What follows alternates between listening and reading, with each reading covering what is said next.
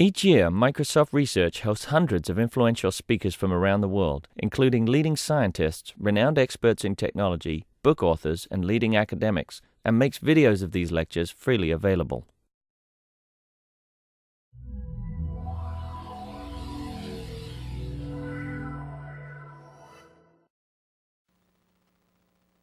Introduce Ilan Portugali.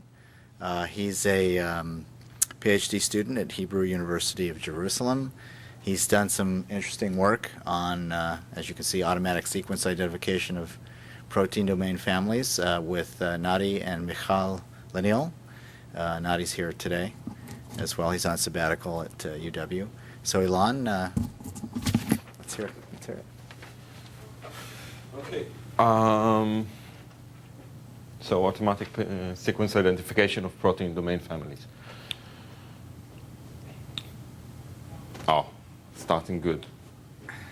It worked when I tested it. Maybe. Okay. So I don't know what's the background of the people here regarding biology. So I'll start with a very brief introduction of what proteins are. And please do ask me questions on the way, or interrupt and say it's nonsense. So what are proteins? So proteins are everything in biology, nearly. Everything you think biology should do, proteins do it, nearly. They are the scaffolds, meaning they are the constructs of the cell skeleton, for instance. And they are the motors. If we move a muscle, it's proteins that convert the chemical energy into motion. They are replicators and proofreaders of DNA, for instance. They would be signal detectors. Hormones, for instance, would be signals. Most of them are proteins. Power stations, they would be what converts sugar into ATP, the energy currency of the cell. Intelligence officers, so detecting invasions. The antidotes are proteins. So you can see they have very different, functions. Lots of different functions. So how can they assume so many different functions? Well, it's because proteins are polymers of amino acids. So we have 20 types of amino acids, and proteins are just chains of them, polymers of them. So from a computer science point of view, you can think of them as a finite sequences over an alphabet of 20 letters. And each sequence defines the protein. It would induce many high-level properties for the protein. For instance, it's the way it falls into three-dimensional structure. And the way it falls into a three-dimensional structure is very important to what it actually does, for instance. Okay, if you notice, we have this three-dimensional structure is colored in two different colors because proteins are contain functional subunits, somewhere between 1 to 30 subunits in a protein. We call these domains, and they are semi-autonomous, and they are the focus of this work. So our goal, we want to automatically splice a database of protein sequences, and when I say a database, I actually mean all known protein sequences, into their domains, while classifying these into domain families. Why do we want to do that? So we want to classify sequences because it will help us understand them. So if we look at this graph, this is state of our current knowledge graph, in a sense. The blue line is the number of protein sequences known, and the magenta one is the number of protein structures known. And this is over the years. It's, could have been continued to current day, and it would look a bit more or less the same. It's a log scale, so notice that there is more or less constant twofold difference between the number of twofold gap between the number of sequences we know and the number of structures we know. And why is that? It is because sequences are now very easy to determine. Genome projects which determine DNA sequences are very helpful because it's nearly automatic to translate DNA sequences into protein sequences. So we have lots and lots of DNA sequences we know, protein sequences we know, and much less structures. Determining the structure of a protein is a very difficult experimental process. And of course, determining the function is even harder. Okay, so we have this gap and we want to bridge it, because what we're actually interested in is structure and function. And the idea is what's generally known as homology modeling. We can deduce the function of an unknown protein from the functions of its sequence family. So proteins can be divided into families, and we can identify the families by sequence. Sometimes that's what we try to do here, and then deduce the function of a protein from functions which we know of protein within its surrounding, within its family. So why do it to domains and not to proteins?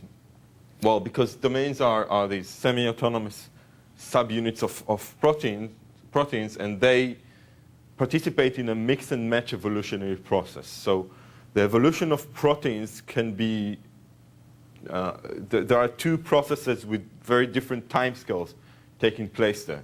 So there is the slower process of actually changing the domain and creating new domains. And then there is a much faster process of shuffling domains, of mixing and matching. So domain A and B would appear in protein 1, and domain A and C would appear in protein 2, thus creating new function. So this mix and match evolutionary process makes us want to focus on classifying the domains, and also causes it to be dangerous to classify whole proteins because of induced false similarity, which I'll talk about soon. Okay, why we want to do it automatically? So if we take out the automatic out of this goal, we have, for instance, a work. There are several works doing that. One of them is PFAM. It's called PFAM. We will use it as a gold standard in this work, which is actually a collection of several thousand domain families which originate from known biological knowledge. And then they take each family which they have a seed for, and they model it and create and find other members using computational tools. But the seed is a biological knowledge that is already known. This gives high quality families, but it's lots of work and thus cannot be employed efficiently to the large amounts of data that we accumulate every day. That's one reason why we want to do it automatically. The other is because otherwise we need to rely on current biological knowledge. We are biased towards what is really known. And if we do it automatically, we have a chance of identifying new families which we don't know of nowadays. Okay, so that's the goal. And let's talk about what else is done in this area. So if we take small variations of this goal, so we talked about manually classifying or manually curated classifications. That would be PFAM and others, smart. Then there are classifications based on structure. So only on the subset of the space for which we have a known structure. That would be SCOP and CAF. There are automatic classifications that work on the whole sequence. That would be Protonet, Protomat, sisters, and the rest. Then there is a whole field of research concerning only with the identification of the domain boundaries. So I give you a sequence, you splice it into its domains automatically. And they don't deal with classifying the domains, just finding the boundaries. And then there are works on aiming at the exact same goal that we do. The older Domo, which is nowadays not up to date, and the recent ADA, to which we will compare, which is the state of the art today, and we will compare our results to them. Okay, so what do we do? This will be an overview of the process scheme, and I'll get into more detail later on. Okay, so we start with a database of all known sequences. This would represent the database. Then we compare each sequence in the database with each other sequence using a standard software for sequence similarity, which identifies regions in sequences that are similar to each other. So we don't look for a score for how the whole sequence is compared to the other whole sequence, but rather we look for regions within the sequences which are similar. So we do this using BLAST, which is the standard software for this process in proteins. And we collect the segments that this comparison finds. And we define two similarity measures on the segments. The first is the similarity measure, the sequence similarity, which is found by the software. So this segment is similar to the one found with it. The other is overlap similarity between segments on the same protein. Next, we cluster within each protein. We group segments into putative domains. We then group these putative domains, cluster them in a hierarchical manner into putative domain families. Filter those, use machine learning to select the best of those. Model them using an HMM. And those HMMs would be our output, but we can also iterate the process by scanning the database with the HMMs and recreate the segment database. So let me go into more detail of this. So, the first part. Perhaps not everyone Yeah. knows that HMM is hidden multiple models. Yeah, okay. HMM, hidden multiple model, a statistical modeling of the. Okay. Yeah. Okay. So why do we create this segment database? How do we do it, and what we do with it? So why we create it? What we call the trap of false transitivity. This is just the result of this mix and match evolutionary process I was talking about. So this is an example of 4 proteins. Each rectangle here represents a protein sequence.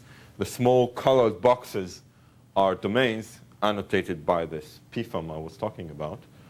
And you can see that the red domain appears twice in the top protein, and then once in this protein. And then we have a series of blue, green, black, whatever, appearing here, here, and here. And that's a typical situation.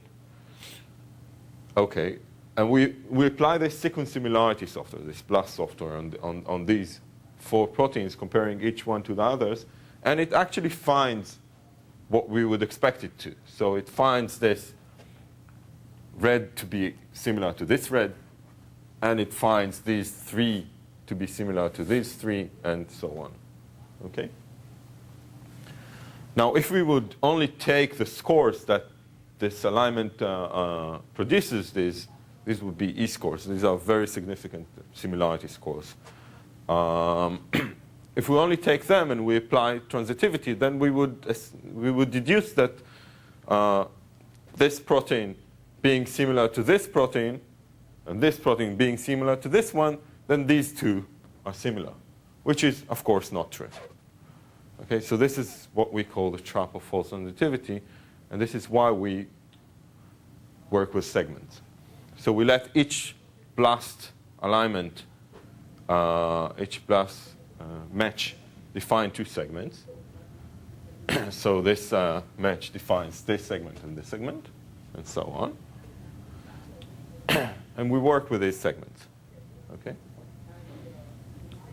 We define two similarity measures on them. So two segments on the same protein have an overlap similarity. So how much they overlap divided by their union. Intersection divided by their union. This would be marked by these blue lines. Then we have a sequence similarity. So each two segments found to be similar by this blast program have a sequence similarity edge according to how similar they are. Great. So we have this. We have a database of segments we have created. So if we start with 100,000 known proteins, we get about 13 million segments on them. And what do we do with this? So let's look at a collection of segments found on one protein. So this would be a protein, and the dark lines would be the segments found on it. So ideally, if we had a domain appearing on this protein that also appears in the database in n proteins, we would find n-1 segments for such a domain. So just comparing the appearance on this protein with any other appearance should ideally generate a segment. Of course, in reality, we miss some of those and we create some false segments. And the boundaries of the segments we find are inaccurate. Okay, so to handle this, what we do is cluster. So we cluster the domains, the segments on the protein according to the overlap similarity. We're being very conservative here, and well, the colors there the colors there indicate the clusters we find, which we regard as putative domains. You can see that say this yellow segment and this magenta segment are not clustered with any other segment. They're not similar enough. Are you going to talk about how the segments, the boundaries are found? No, I could. That would be the standard BLAST software.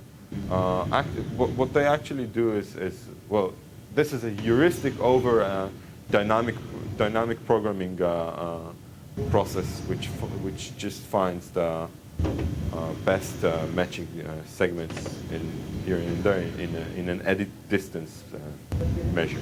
So, but the question is that when you have edit distance with 2 or 3, whatever number you have, how sensitive it is to the overall quality? again, the edit distance, the dynamic program only gives you the minimum error for a particular length. Right? So somehow you have to choose when you do the clustering. When you match one sequence to another, you have to identify exactly how much error you can tolerate. So how do you know whether edit distance, particular number of edit distance? You mean how do I set the threshold on the edit? Exactly. Okay. So I set a very permissive threshold. So a significant part of my segments are wrong. They shouldn't be there. What we do is we set this very permissive threshold and then use the corroborations from other segments to filter out the wrong ones. So the point is that for each cluster, there is still a fixed, certain threshold in terms of error. No. Do you know that kind of error? I mean, within cluster, the segments are similar to each other, but still they are not identical, of course.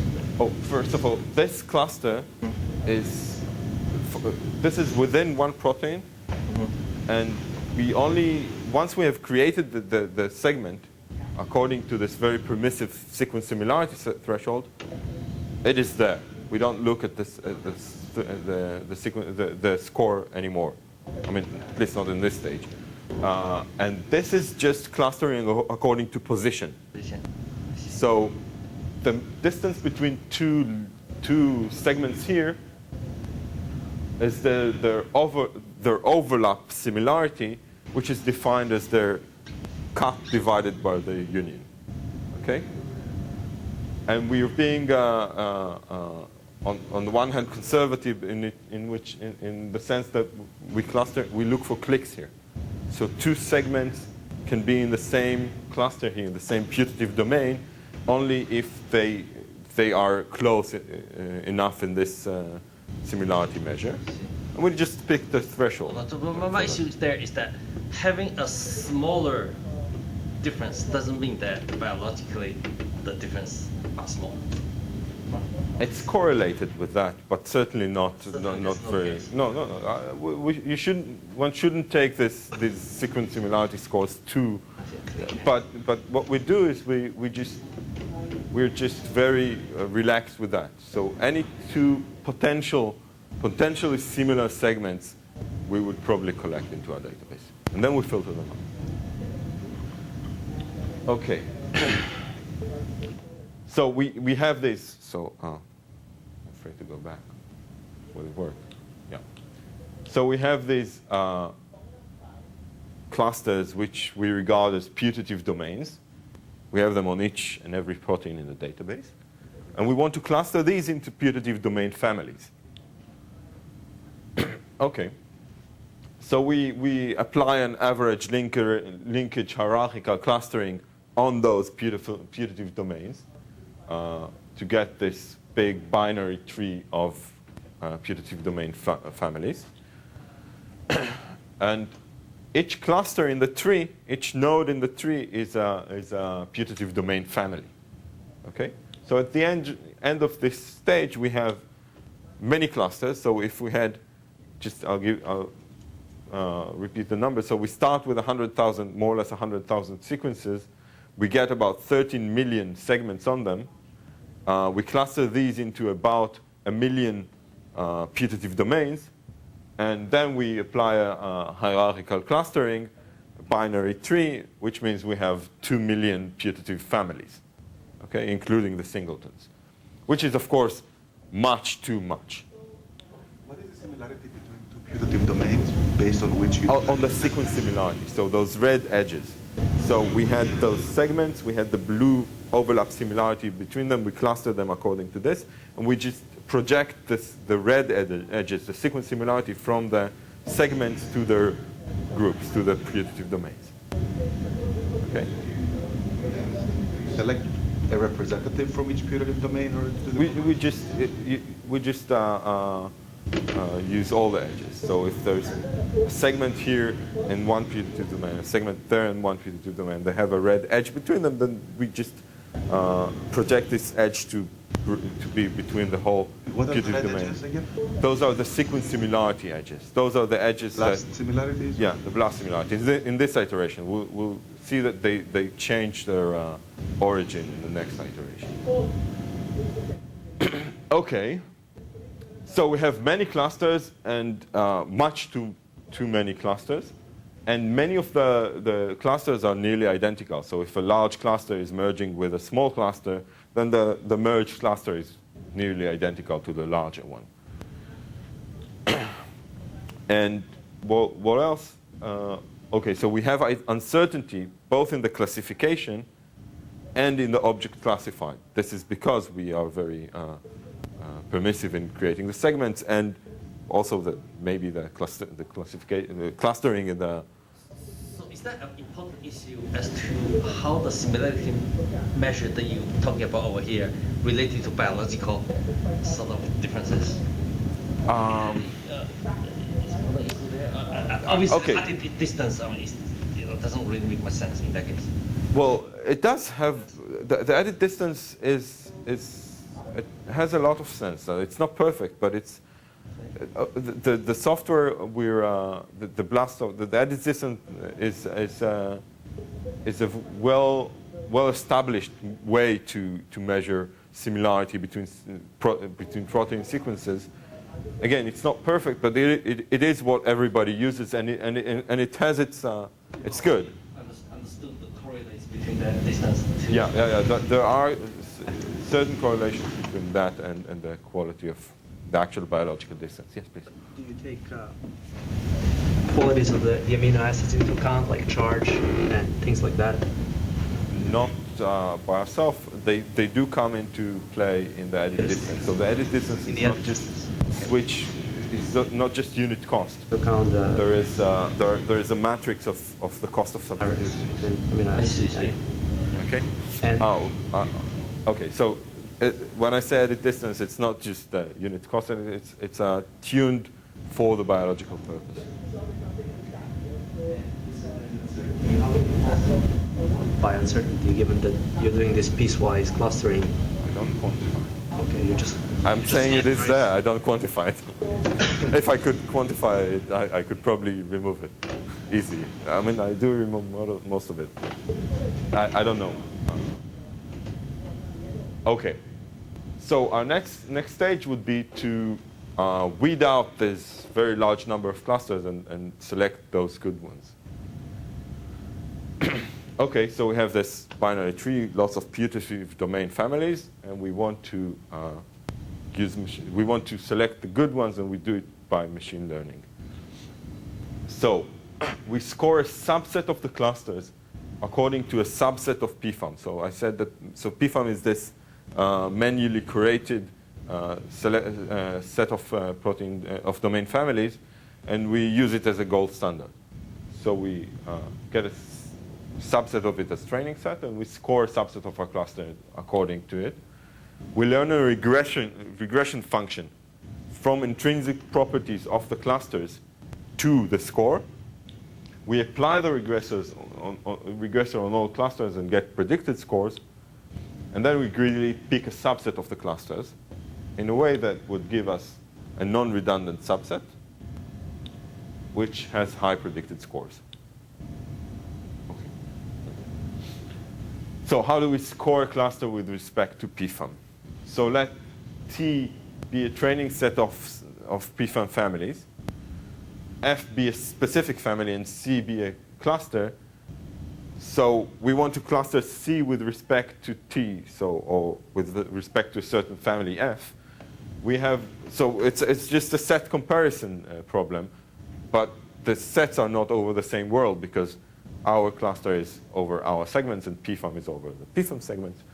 So the first thing is to project our cluster to the PFAM space. So we just collect those segments in PFAM which significantly intersect with our cluster.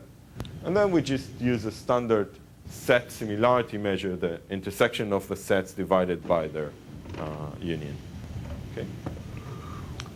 So that would be this. Oh my God, what have I done?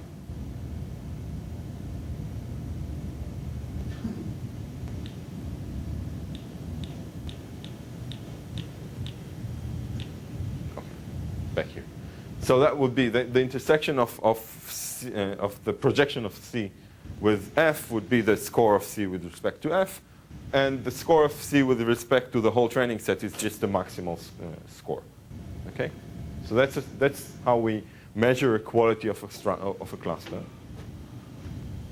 Okay, next, what intrinsic properties we look at? So we have a selection of properties. So the time of cluster creation. So the clusters are created in a hierarchical average linked clustering process. So we can look at the distance between two clusters being merged as the time in which the merged cluster is created. Okay? So we have a timeline. So one property would be the time in which the cluster is created. The next would be the lifetime of the cluster, the difference between the time it's created and the time it's merged to another cluster. This turns out to be a very important feature, not only in this work, but in other hierarchical clustering work we do. Then the number of putative domains in the cluster and the number of proteins in the cluster, and statistics of the similarity scores within the cluster, and statistics of the length of the putative domains, and so on and so forth. So we get about 16 different intrinsic features which are totally independent of the gold standard of PFAM. And we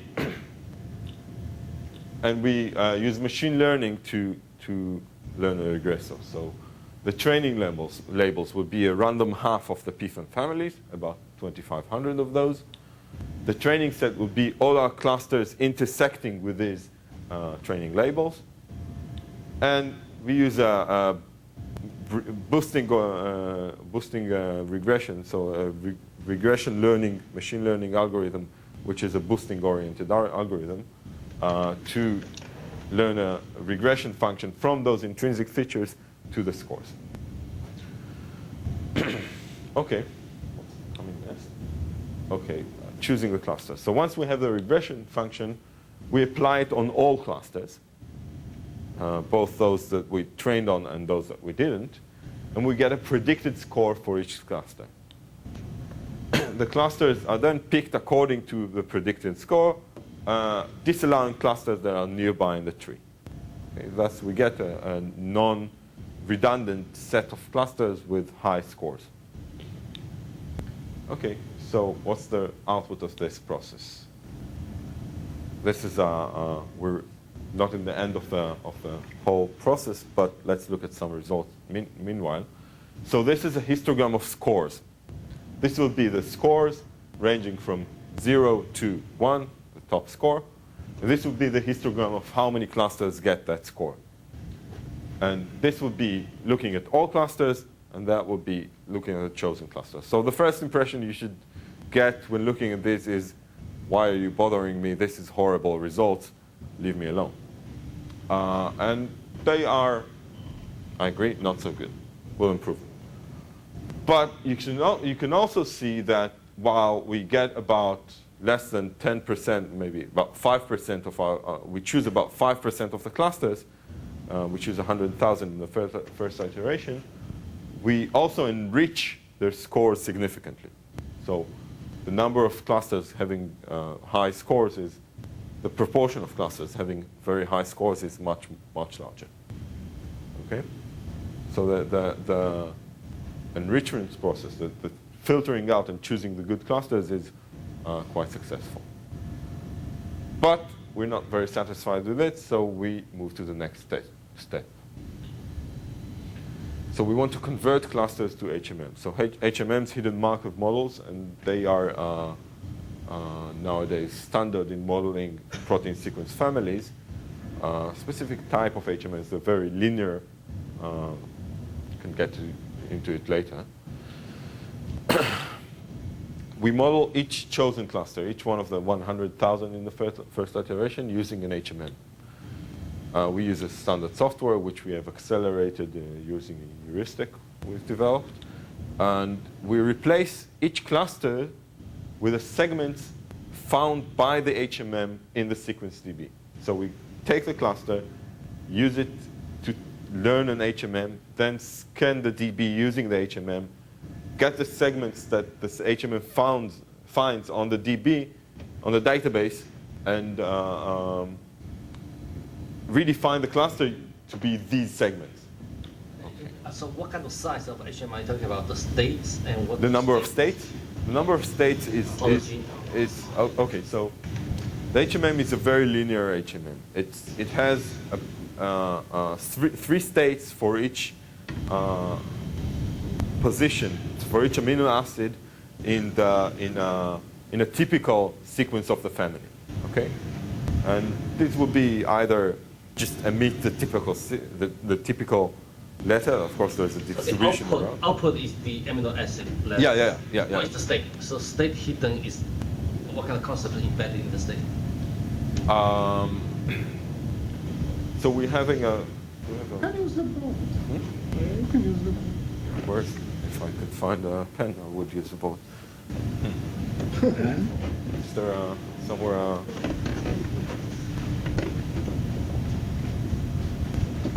Well. You just using profile HMM? Yeah, it's a profile HMM for those who know it. Standard. Cool. Thank you. Thank you.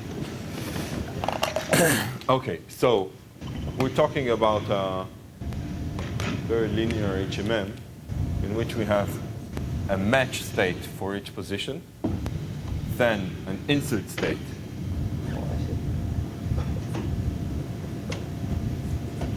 This will be the next position.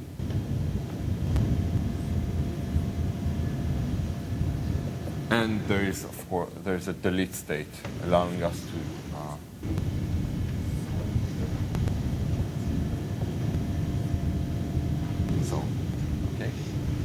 And there's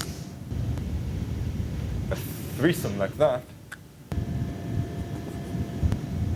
for every position for every amino acid in the typical sequence of the domain.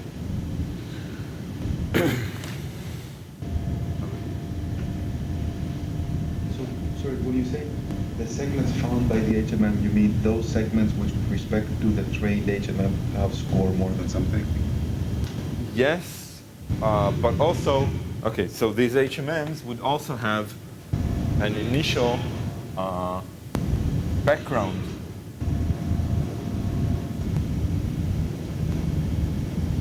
before and after,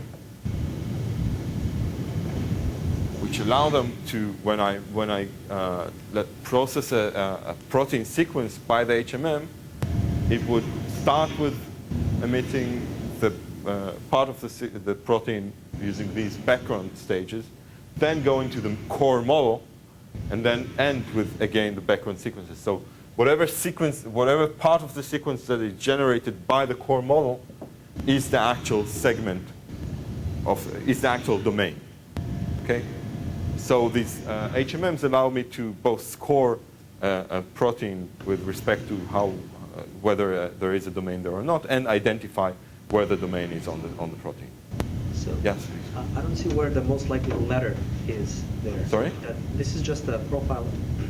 Where does the probability of a letter come in?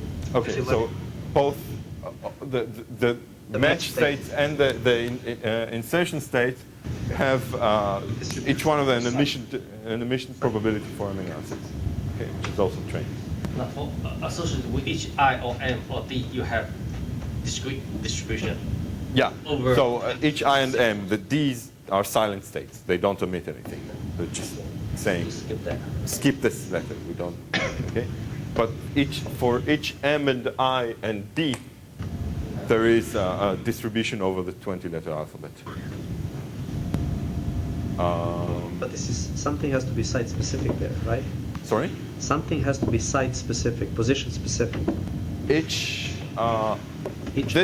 one of these is position specific. The progress through the HMM is in one direction. There's no going back. If you get into the insert state, Yeah. then what? I mean, Then you have a distribution for the insert state, so you don't have profiles for the insert state, and you have them for the match states, or Well, you can either. I think I don't remember how the standard how the default behavior is, but you can either model all insertion states together or learn for each one of them. But each one of them would have. But as long as you are in one of these insert states, as long as you keep jumping back into the insert state, you're hitting from the same distribution. Exactly. It's not changing. Yeah, it's not changing. But when you go from one match to another match, then it changes. Yeah. Is that the idea? Exactly. So the insert states are these non-specific emissions. They actually, well, there's within proteins. As I said, they fold into this three-dimensional structure, but sometimes you have this loop going out of this standard structure and just forming a loop of amino acids that is not really that is free-floating in the area, and this would be, and these can have very variable lengths, and the insert states usually model these. So you find that one model here fits into one cluster. So Exactly. One cluster will have different parameters. Exactly. And how about the length? How many sections do you have? So the length is more or less the length of a protein domain, and the length of a protein domain is varying from about, say, around 100, from about 50 to 200 would be typical lengths. And that's automatically determined given whatever cluster you have? Yeah. So we have a cluster which is composed of segments, and we automatically determine the length of the HMM from the segments. Yeah. So then, according to this model, the match states are modeling only the things that are common in every sequence. Because if you have a piece that appears in some sequences and doesn't appear in the other sequences, then you wouldn't include that in your profile. There's a threshold there Stop, right? There's a threshold there too. So what happens if the cluster is defined by having a certain piece at the beginning, let's call it A, and then you have just every sequence in that cluster has A at the beginning, and then the second piece could have B1 or B2. It has two different versions, right? And the third thing has C, always C. So would that be split into two clusters given this model, or would it be one cluster? And then if it's one cluster, this region, the B region, would you have sort of a mixed probability distribution on the match state? Or how can you explain that actually you have two different versions in one piece of your sequence? So, okay, so first of all, we don't split clusters in this stage.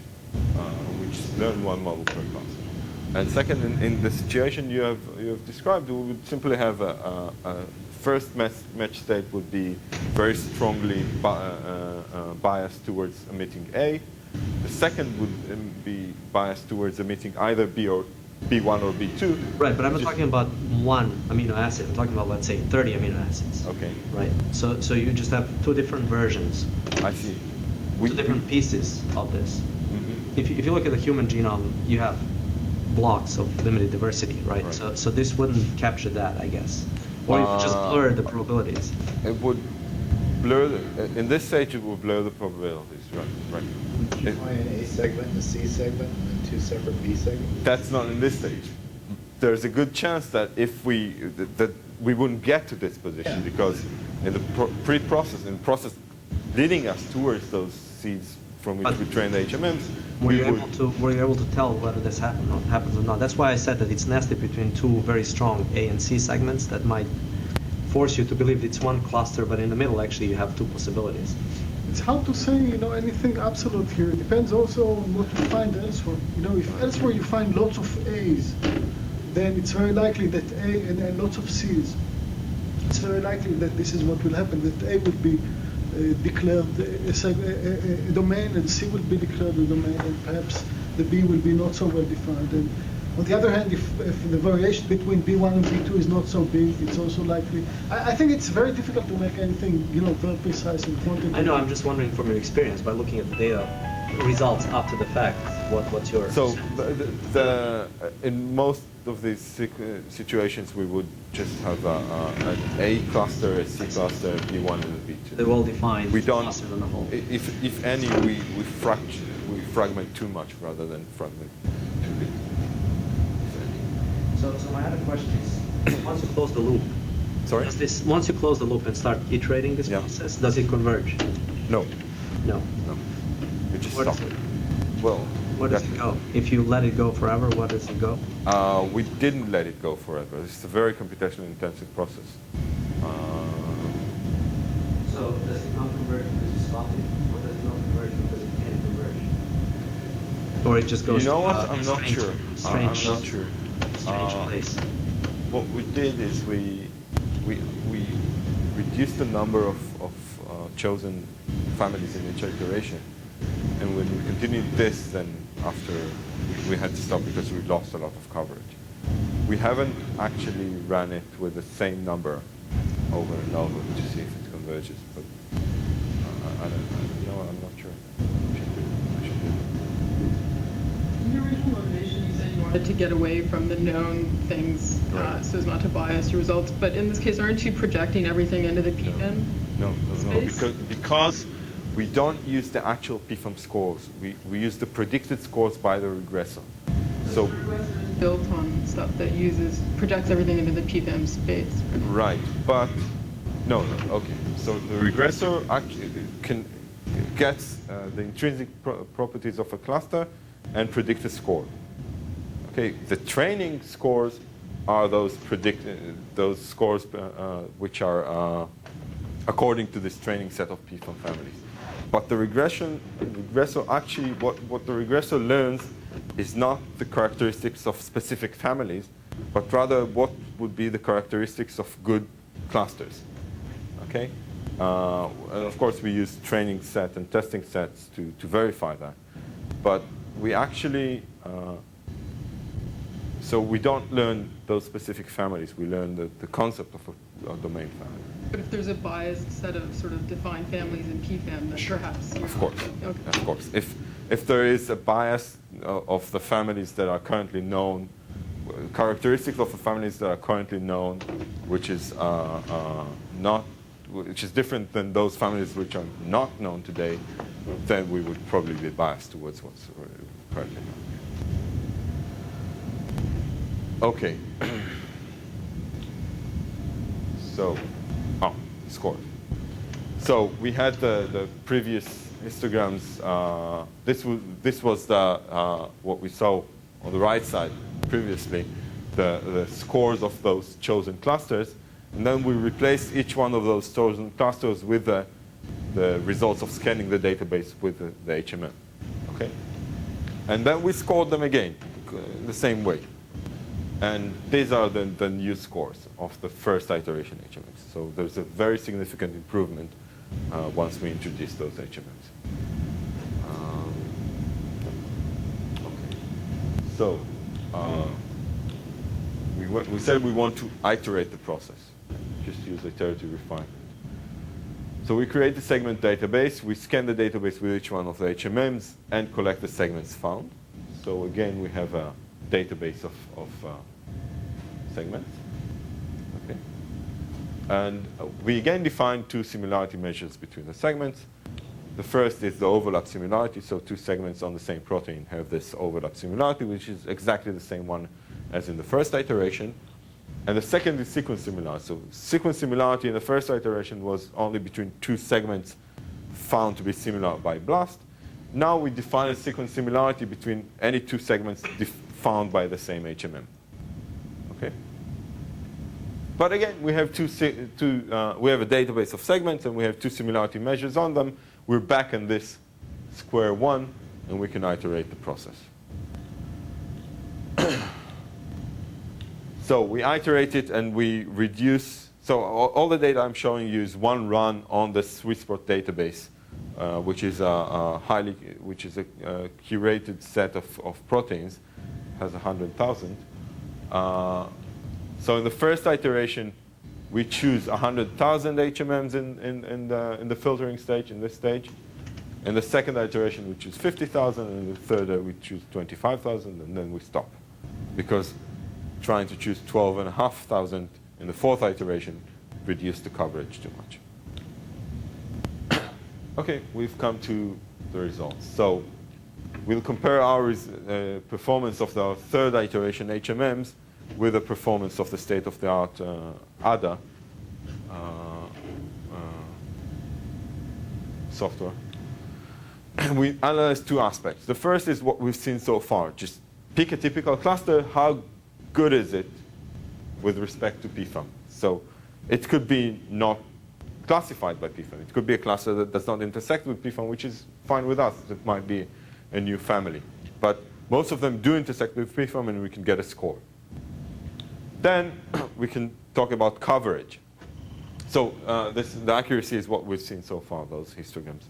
Then we can talk about coverage. How well is a typical PFAM family recreated by our cluster? So take a PFAM family, ask what's the score of the best scoring cluster with respect to it.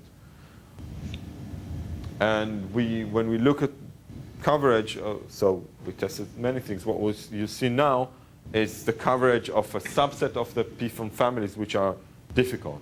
So there are 1,800 such families which have at least 5 members, and they are hetero-multi-domain, meaning hetero-multi-domain families would be families which appear at least in one protein in a hetero-multi-domain context, meaning there's this family and then there is another family in the same protein. Okay, so the protein is multi-domain, and it has this family and it has another family. So these would be a set of difficult families to recreate. And that's our result. So the left histogram is like the histograms you've seen before, a typical cluster, typical of our putative families. How do they score with respect to PFAM? And okay, you see, get it in a second. And then the right histogram is the coverage. Take one of the harder PFAM families, how well do we score? So yeah. On accuracy again, it's based on all these features that you find in a family, and then no. The features are only used for those predicted, for the predictor in the filtering stage. This is actually the scores we get with respect to PFAM. So those are the intersections of the clusters with the known families. Right. But then since you're hoping to find new clusters, then your scores cannot be good. So we only show here the scores of clusters that do intersect with known families. Okay. Those that do not intersect are just not shown. But even those that do intersect with known families, you might have still found a new family if the score is low. Right. True.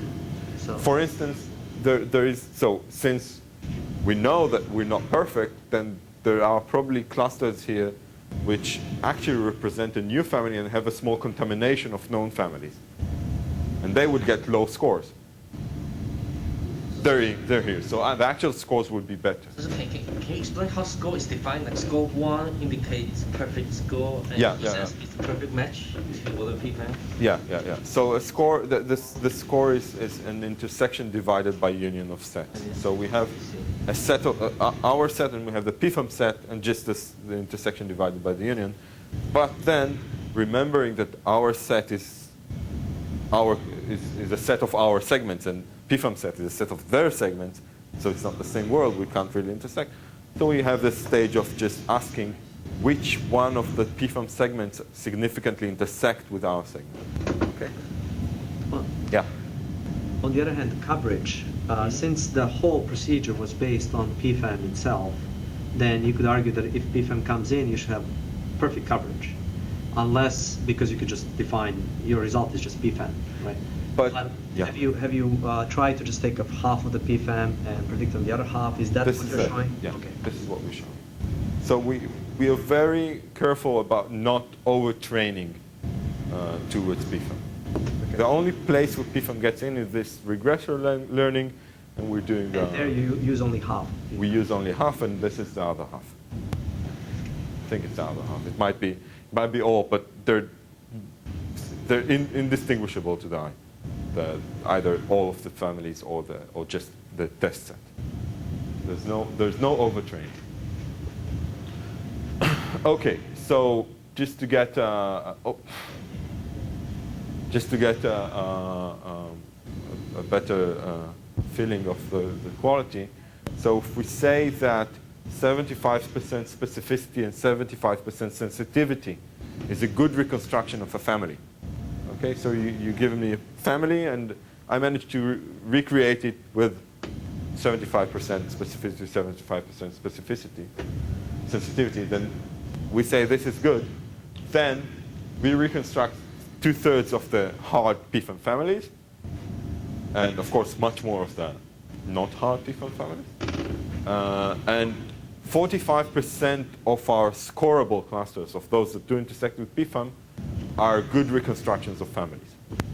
And this means that since we have about 1,500 clusters that do not intersect with PFAM, then we can deduce perhaps that 45% of those are good new families. Okay? Great. So now to comparisons with competitors. So top is us, bottom is ADA, the competitors, and these are just the same histograms. You can see that their accuracy is much lower, and the coverage is also worse. If we take a subset of ADA which has only larger clusters, only clusters of size 5 or more, then their accuracy improves and their coverage is deteriorating, but still, even on that set, we do much better. What is ADA? What do they do? Do they use PFAM as well to train? So no, they don't train on anything. And they, other than that, there are significant similarities. So what they do is also they start with BLAST. Then they have this process of somehow identifying boundary points on the protein for each domain, and then they cluster those. So they never use PFAM in their training procedure? They don't use PFAM in their training procedure. Right, and then there's one more disclaimer to this. We ran on the Swissport database, they ran on a much larger database, which we will hopefully run soon. And the test is only on the Swissport part. This test that you're showing is on the same data? Yeah, it's the same data. But this is the data we started with, and they started with a much larger. So I don't think it matters, but maybe. I don't think it does. Okay, summary. So the identification and classification of protein domain sequences is important to be able to bridge the gap between the amount of sequence we have and the knowledge of higher properties, the functional knowledge. What we do is we employ a combination of methodologies in an iterative process for using clustering based on two similarity measures of segments. We use machine learning to weed out. So we produce a lot of putative families, and we use machine learning to select the good families of those. Among those, we use statistical modeling of domain families, and again, iterative refinement, and we achieve state-of-the-art results: 67% accuracy, 67% good of our families. 67% coverage. We identify 2/3 of the known families and reconstruct. We suggest new families with 45% fidelity. And future work would be, so we think we're now working on additional stages in which we filter the HMMs and cluster them before we break them again into the segments. We actually found that a live one out test on the HMMs is a very good predictor to the quality of the HMMs. So we're planning on using that. We want to characterize the relationship between families we find. So if we have one family always appearing with another family in the same protein, that's an interesting piece of information. We want to characterize that. We want to apply this process to a larger data set, Unicron. And we need to build an interface through which biologists could use the software. It's always very important in biological and computational biology. Thank you. Yeah. So I'll go with one question. I apologize for my biological ignorance here, but from what I understand, the function of a protein is mainly, kind of 90+% defined by the location where you find it in the cell. So have you found a correlation between these clusters that you create and actual functionality, so that in experiments, wet experiments, you figure out that there is truly a correlation between a group of proteins in a cluster? So we haven't tested that. That's one of the things we hope to gain by building this interface, this web interface, is the ability to do these tests. So we browse it. We haven't done this. The only test we did is comparing with PFAM. But PFAM does this. So a PFAM family would be something that has a specific functionality. I'm not asking you that, because obviously for you, I'm just asking for the research community. So is research community trying to use these results in like laboratory experiments to confirm that the functionalities are actually the same, or where this information gets used? Okay. In essence. So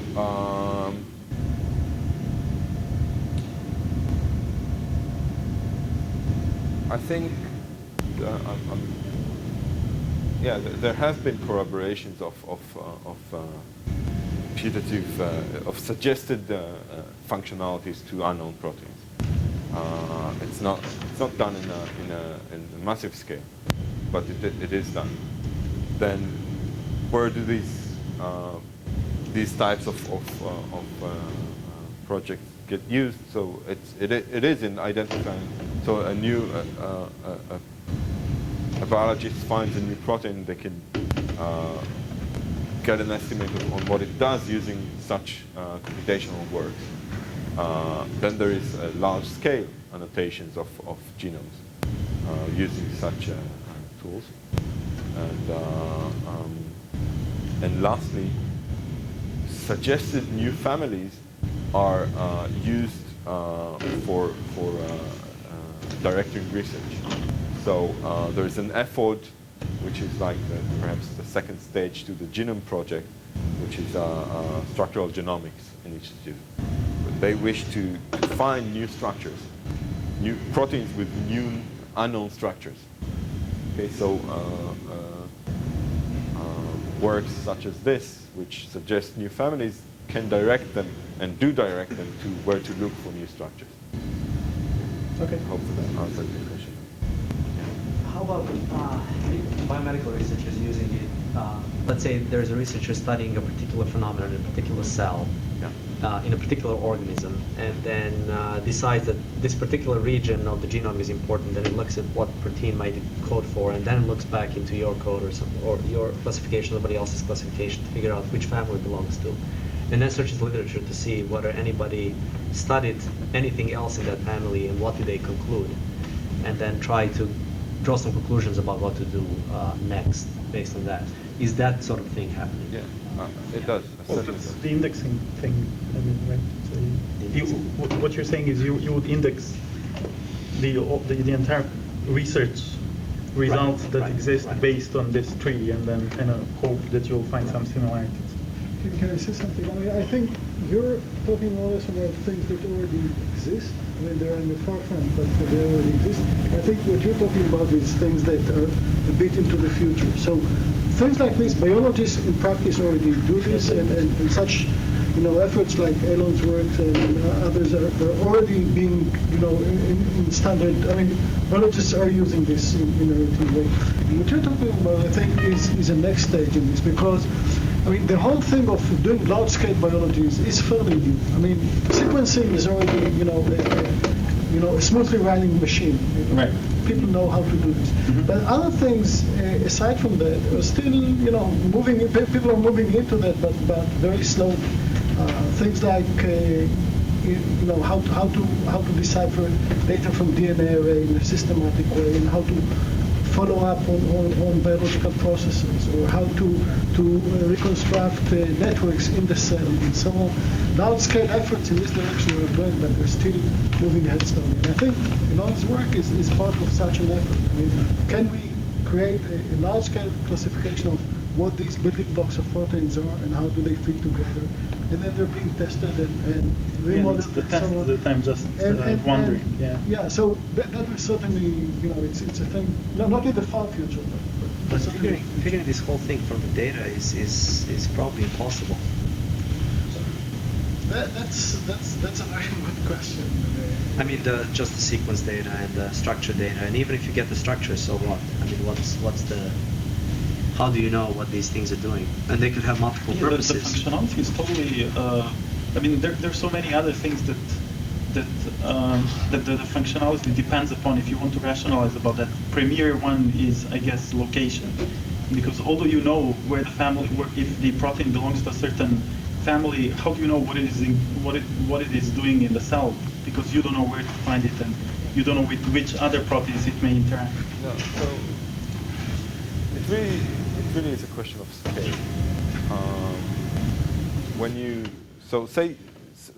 At the ends of this scale is this biologist that has this one protein that interests them at the moment, mm-hmm. and they want to learn as much as possible on that.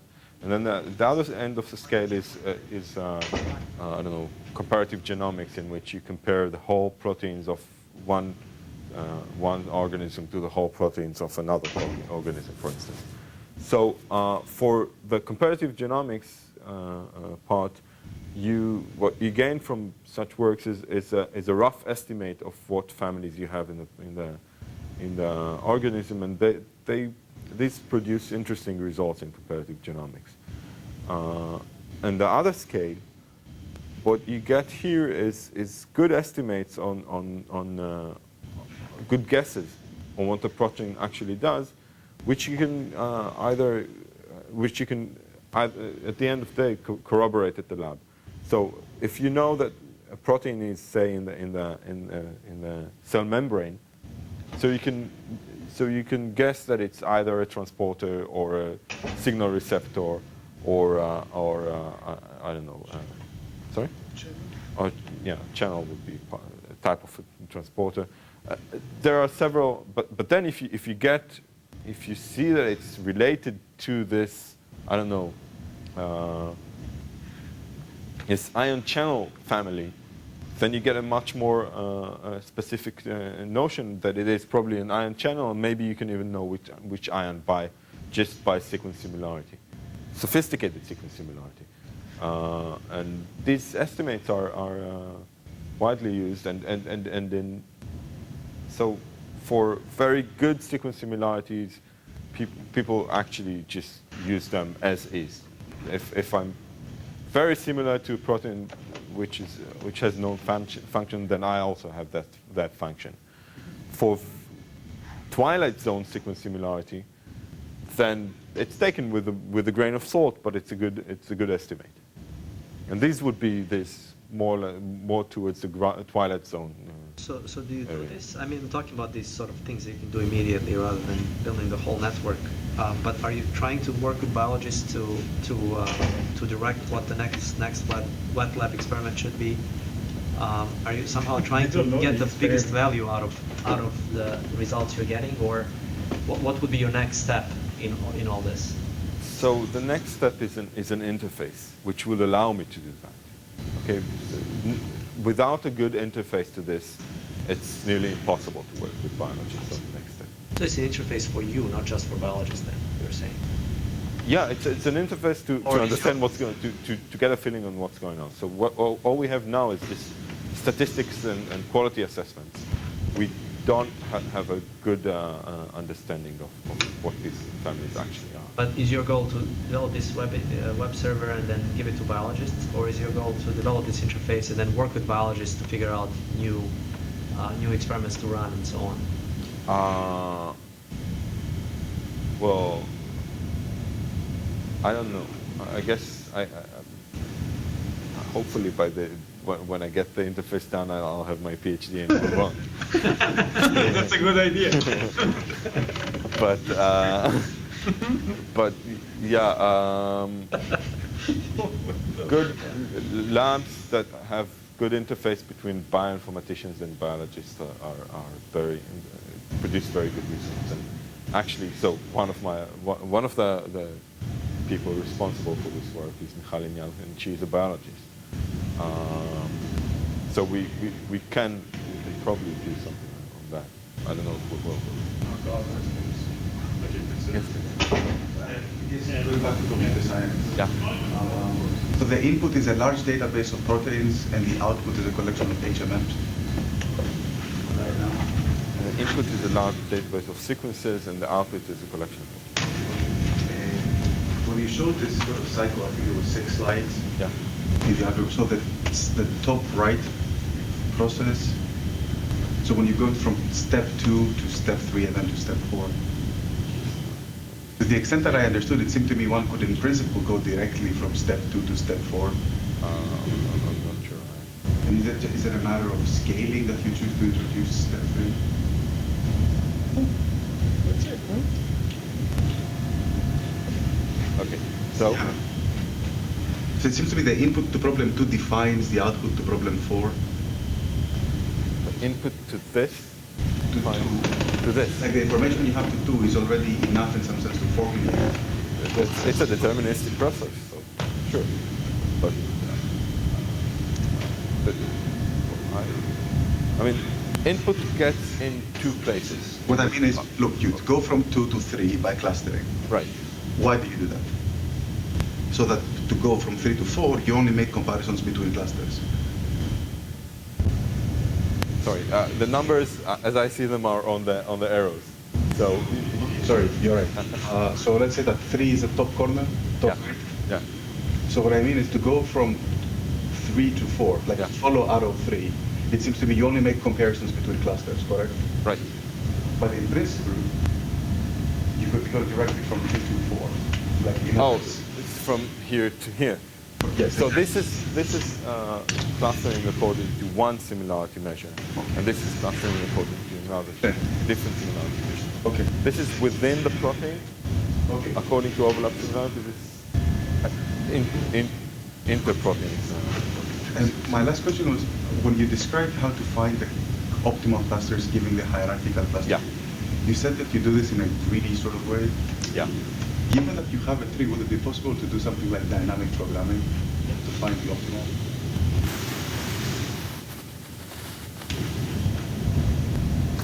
So I have a tree, I have a score on each node in the tree, and the question is what I'm looking for. So if I was looking only for a front in the tree, then I could probably use dynamic programming. Then I could also, so it's not really clear that the output would be better in the sense that, I don't know, what am I looking for? The sum of the scores? What do I want to maximize in the dynamic? Presumably the sum of the scores, right? Could be. But I'm not sure that it's going to be any better than just greedily picking the best score. Because the sum of the sum or the average or whatever of the I guess we want not the sum of the scores, but the average of the scores in the front, because otherwise we would just go down. But it's not clear that it's better. Let me say something here. In general, I'm often sitting in the also and talking on the trapping theories. I mean, so in fact, the reason the background, I don't know how they mentioned it, is we had an earlier system that worked on whole proteins, this proten. So we did do something very, very similar to what you're suggesting. The trouble is you can come up with lots of nice algorithmic ideas, but it takes, I mean, there is hardly anything that you can do in less than a month because the data is so big, because the system is so heavy and so on. So you have to be very careful in deciding what tests do you really want to carry out. It takes a lot of time. So also many things that people here suggested, I know said there are good ideas. This is really what happens. That there are lots of ideas that we have along the way that we never really tested because testing them would take so much time and we never had a chance to. It just seems that this was one of the few points through the whole process where one could actually define a mathematical problem. Yeah, but it's not clear that the mathematical problem we define would be any better. I really don't know whether mathematical problem, whether you bother defining it or not, is your issue, right? But if you define it, you certainly won't solve it automatically. I haven't defined it because I haven't defined what the actual score I want to optimize. And I'm not sure any definition I would give would be any better than it. But it might be. Your algorithm maximizes some function. Right? The algorithm true. Of course it does. Any algorithm does something. Yeah. I don't know. Could be. This is again something that you have to learn to live with. Nothing here is well defined. Really, mathematically, nothing here is well defined. And if you can't stand the heat, you don't become a cook. It's really. For me personally, as someone who comes from theory, this has been a major thing to get to terms with. But even take right from the start. What does BLAST compute? I don't know. It computes something. We have some idea what this something looks like, what it does, and so on. Nothing here is well defined. What are domains? What are we looking for? The only point is you rarely get to optimize over a tree. Yeah, okay. So when you have a tree, you might as well, you're right. We did it tingled in the fingers to go and do a dynamic program then. But it's not clear that it's worth the time. It might be, like many others. Yeah. So can you define an optimization criterion for the whole thing? Can you define one function for the whole thing? The Microsoft way. What we try to, so in this particular way, what we try to do is get maximal coverage of PFAM and maximal accuracy of the clusters. That's what we try. So why didn't you then derive the algorithm that optimizes that? Sorry, of course, let me correct myself, maximal coverage and accuracy in a well-defined train set tested test. I don't know how to do that. It's not clear that it's... I doubt it's... I'm asking because this looks a lot like an EM algorithm that you're running on some sort of a graphical model that describes the whole process that actually defines one optimization criterion. And if you define it that way, then you can have a guarantee of convergence, guarantee of bounding at least the optimization criterion, and things like that. And you probably wouldn't end up with anything much slower than what you have right now. It would probably be the same. You wouldn't end up with an algorithm that's slower than it's now. You'd probably end up with you would end up with a similar algorithm, except a few quirks here and there, like you're doing boosting, for instance, which is interesting, which wouldn't fit into function optimization easily, because you're doing it somewhere in the middle. I haven't. Again, I'm not saying it's the wrong idea. I haven't seen any EM-like algorithm that deals with this massive amount of data. That's an EM-like algorithm. True, but to actually formulate it and then run the process according to the formulations, I don't think that anything is done to this with this massive amounts of data. EM usually would. Is that mostly require because you just want to use the tools that are already there, like BLAST and so on? So Sorry? Is it mostly because this way you can use the tools that are already there, like BLAST, for instance? Not only.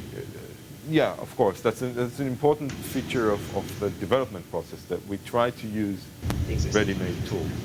But not because each one of these tools is, the algorithm itself is quite simple, but the amount of work that goes into tuning the parameters is unbelievable. It's to recreate, to recode BLAST is easy. To actually get the parameters, it would take you a year. So I would put it upside down. If it's so sensitive to parameters, then it's not good. Then you need to estimate these parameters together with everything else in your system, right? So okay, so we should distinguish between parameters that we use from ready-made software and parameters that we use ourselves. So our own parameters would be about, I guess there are less than 20 parameters that we use. And we're not that sensitive. I haven't shown you that, but I haven't done the whole run with a different set of parameters, but in each stage, we're not that sensitive. But if one of your components is sensitive to the parameters, then you should be estimating these parameters as well. Again, it's impossible to do that with this large number of data, large amount of data. The whole EM concept defined would require, I might be wrong there, but it's at least quadratic amount of data you have. Am I wrong?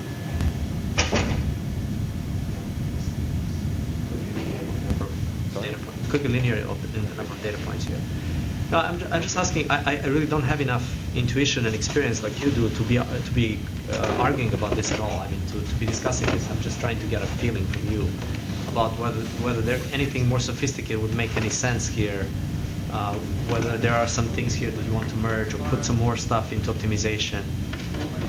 It's best understood from understanding your data. Maybe once you have the interface, you'll be able to actually see where the obvious errors are and what you would want to.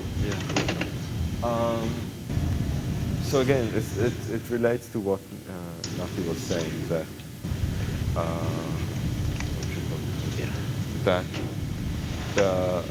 I'm really pushing towards this more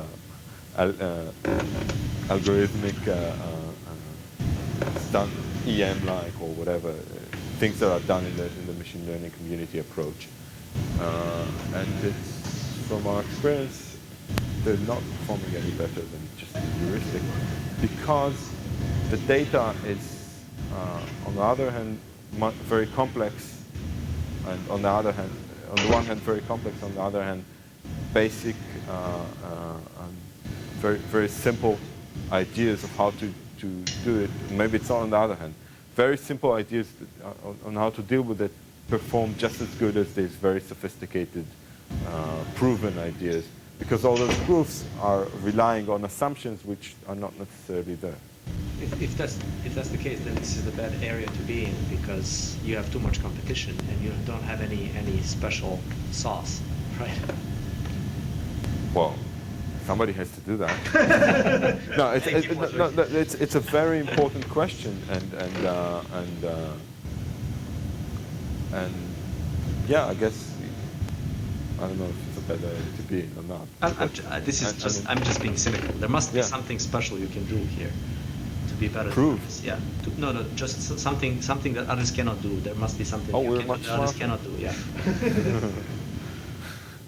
No, nothing that you can quantify, I think. Okay. All right. Thank you.